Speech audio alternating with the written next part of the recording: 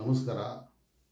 ನಮ್ಮ ರಾಜ್ಯದ ಹಿರಿಯ ಮುಖಂಡ ಮತ್ತು ರಾಷ್ಟ್ರದ ದಿಗ್ಗಜ ರಾಜಕಾರಣಿಗಳಾದ ಸನ್ಮಾನ್ಯ ಶ್ರೀ ಎಚ್ ಡಿ ದೇವೇಗೌಡರವರ ಧರ್ಮಪತ್ನಿಯಾದ ಶ್ರೀಮತಿ ಚೆನ್ನಮ್ಮರವರು ನಿಧನರಾಗಿದ್ದಾರೆ.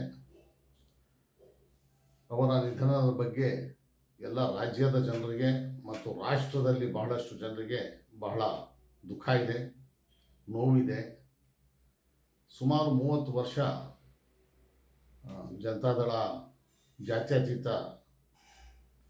ಪಕ್ಷದಲ್ಲಿದ್ದಾಗ ಆಗಾಗ ಮನೆಗೆ ಹೋಗಬೇಕಾದ ಸಂದರ್ಭ ಒದಗಿ ಬರ್ತಿತ್ತು.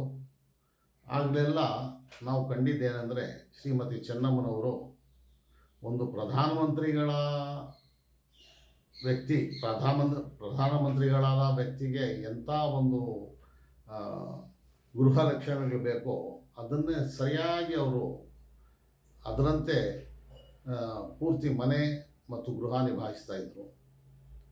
ಇದನ್ನು ನೋಡಿದ್ರೆ ಬಹಳ ಉತ್ತಮವಾಗಿ ಕಾಣ್ತಾ ಇತ್ತು. ಮತ್ತು ಅಲ್ಲಿ ಯಾರೇ ಅತಿಥಿಗಳು ಬಂದರೆ ಅವರ ಆತಿಥ್ಯದಲ್ಲಿ ಯಾವುದೇ ರೀತಿಯಿಂದ ಕಮ್ಮಿ ಆಗ್ತಿರಲಿಲ್ಲ. ಎಲ್ಲ ಅತಿಥಿಗಳಿಗೂ ಬಹಳಷ್ಟು ಗೌರವದಿಂದ ಪ್ರೀತಿಯಿಂದ ಕಾಣ್ತಾ ಇದ್ದರು ಶ್ರೀಮತಿ ಚೆನ್ನಮ್ಮನವರು. ನಮಗೂ ಭಾಳ ಪ್ರೀತಿಯಿಂದ ಕಾಣ್ತಾ ಇದ್ದರು. ಇದನ್ನೆಲ್ಲ ನಾವೆಲ್ಲ ಕಳ್ಕೊಂಡಿದ್ದೇವೆ. ಭಾಳ ದುಃಖ ಆಗ್ತಾಯಿದೆ, ನೋವಾಗ್ತಾಯಿದೆ. ರಾಜ್ಯದ ಎಲ್ಲ ಜನರ ಜೊತೆಯಲ್ಲಿ ನಾನು ದುಃಖಿತನಾಗಿದ್ದೇನೆ. ಮತ್ತು ಸನ್ಮಾನ್ಯ ಎಚ್ ಡಿ ದೇವೇಗೌಡರು ಮತ್ತು ಚೆನ್ನಮ್ಮನವರು ಯಾವಾಗಲೂ ಭಾಳ ಪ್ರೀತಿ ವಿಶ್ವಾಸದಿಂದ ಇರ್ತಿದ್ರು. ಯಾವಾಗಲೂ ದೊಡ್ಡವರು ಬೆನ್ನ ಹಿಂದೆ ಚೆನ್ನಮ್ಮನವರ ಒಂದು ಆಶೀರ್ವಾದ ಮತ್ತು ಕೈ ಇರ್ತಿತ್ತು.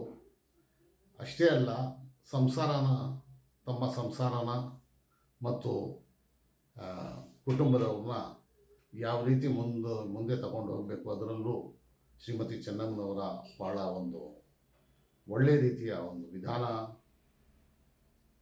ರೀತಿ ನಡೆಸ್ಕೊಂಬರ್ತಾಯಿದ್ರು. ಇದನ್ನೆಲ್ಲ ಕಂಡು ನಮಗೆ ಇಂಥ ಒಂದು ಒಳ್ಳೆಯ ವ್ಯಕ್ತಿನ ನಾವೆಲ್ಲ ಕಳ್ಕೊಂಡಿದ್ದೀವಿ ಅಂತ ಬಹಳ ದುಃಖಿತನಾಗಿದ್ದೇನೆ.